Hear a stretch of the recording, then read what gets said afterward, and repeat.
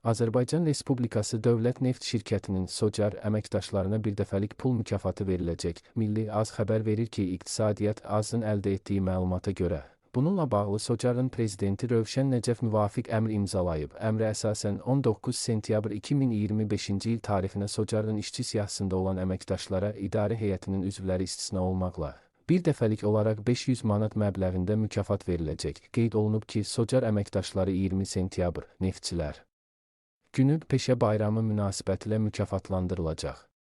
Belə ki, sözü gedən əmin neftçilərin ölkəmizin iqtisadiyyatında rolu və peşə bayramının yüksək səviyyədə qeyd olunduğu nəzərə alınaraq, Respublikanın neft strategiyasının həyata keçirilməsində əməyi olan Socar işçilərinin peşə bayramı münasibəti ilə imzalanıb. Qeyd edək ki, Azərbaycanın müasir neft strategiyasının dayanıqlı inkişafının əsası xalqımızın ümummilli lideri Heydər Əliyevin bilavasitə rəhbərliyi və iştirakı ilə 20 sentyabr 1994-cü ildə imzalanmış əsrin müqaviləsi ilə qoyulub. Ulu Öndər Heydər Əliyevin 2001-ci il 16 avqust tarixli 558 nömrəli fərmanı ilə 20 sentyabr tarifi Neftçilər Günü peşə bayramı kimi təsis edilib.